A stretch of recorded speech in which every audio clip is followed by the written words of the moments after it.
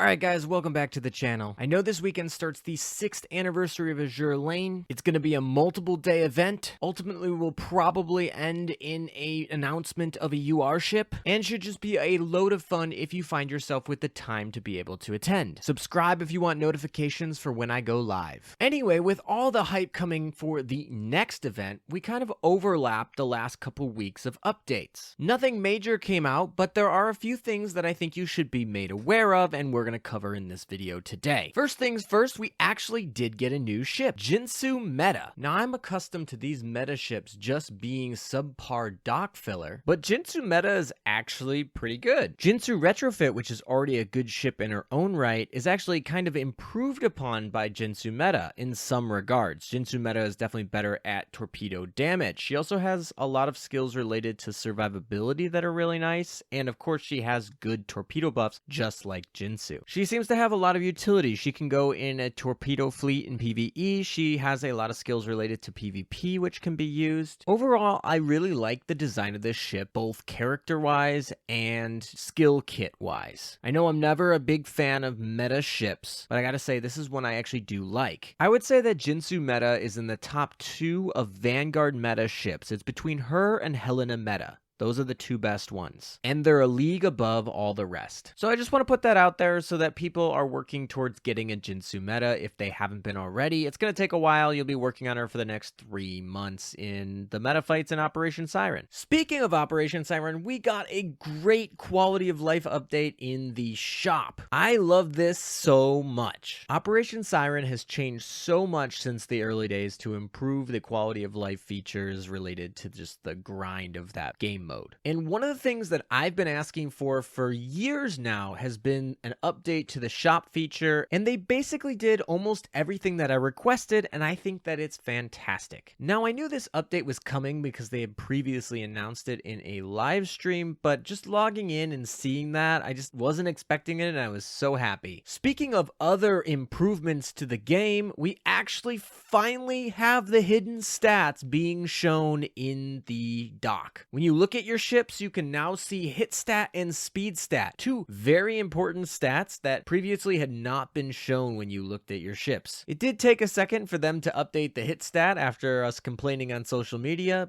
but we finally have all of the hidden stats in the game, and that's fantastic for newer players. I remember when we first started this game and it literally could not figure out how good a ship was based on the in-game stats, and you had to either data mine or go to the wiki or something, and now pretty much everything is actually in the game, and that's fantastic. Speaking of stats, 5 new ships got augment modules, which will hopefully improve their stats. I won't go over all of them because frankly, they're not that great. I was actually really excited for the U-47 one when they announced it, but it's not even that much better than the default standard purple augment module you were putting on her before. If it didn't give her an extra barrage on her leaving the battle, it would be kind of a side grade depending on how you viewed hit stat versus torpedo stat. Z2's augment module literally decreases the number of max stacks she gets in her skill. I know they buffed the skills, so I guess that's trying to balance it, but okay. South Dakota probably got the biggest increase, but it's still not better than Settlitz. So while these ships didn't get significant boosts, hopefully Hakuryu will get a significant boost when she has her Fate Simulation 5 in the future. We are doing a blueprint catch-up event for her, so that will hopefully help when that eventually drops in the future. Additionally, we got a roguelike game feature. They've been talking about this for years. After tons of development, we got it in a mini event. It seems quite small for how much effort that they put into this, or at least perceived effort, since they announced it so long ago, and we are all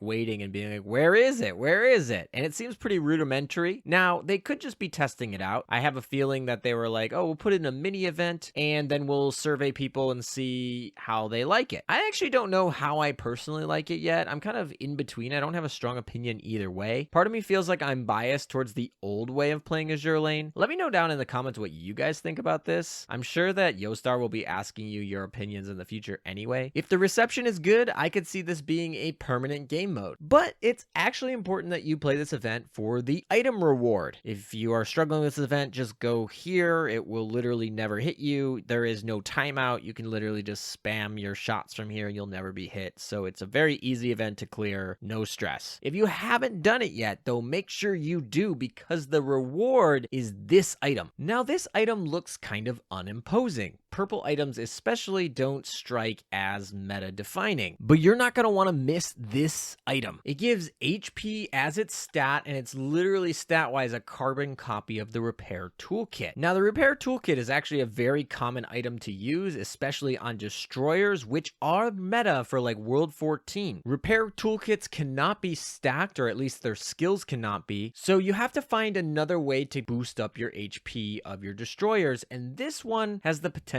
to be that off slot. In fact, dare I say, it will be the best off repair toolkit item for destroyers. The skill says every 15 seconds you're going to trigger one of random 4 possible commands. One of them gives 3% shield, one gives 2% heal. By the way, a repair toolkit only gives 1% heal every 15 seconds. Or you're going to fire a torpedo barrage or a firepower based barrage. All these options are great, so really there is some randomness. Half of them are survivability related, half of them are damage related. Both can be good. Literally has the same stats as repair toolkit and a potential of actually getting more heals or more damage reduction with the shield. This item is actually great. Now, in World 14, where you'd probably need to use destroyers, you're going to run repair toolkits on all your destroyers. You're going to need to run a hedgehog on one of your destroyers, probably one in your mob fleet, but you are probably going to be running 3 to 4 destroyers. And that means that 3 of your destroyers are going to need alternatives to a repair toolkit for their other item option. And this is probably the go-to here. Now, you'll only be able to get one from this event, but you definitely want to pick this up. And in that same frame of mind, we have another event that just came out. This one's actually even easier to complete, and that's going to bring us an embroidered item. It's going to have the exact same stats as another purple HP item, and now its skill is it gives 1 luck to all of your IJN ships. This is significantly worse than the other item, but it's still good. It's still better than nothing, and as an alternative, if you are running IJN, it's decent. I would say you should definitely pick that one up too for IJN fleets. Luck is not going to be a huge factor, especially when you're only improving it by 1, but definitely the anti-EM commands is an item you're definitely not going to want to miss. So definitely pick that up if you haven't already. And with that, that's basically what's happened in the last 2 weeks of Azur Lane. The next 2 weeks of Azur Lane, I'm sure, are going to be crazy. We have 2 long streams this weekend that are going to bring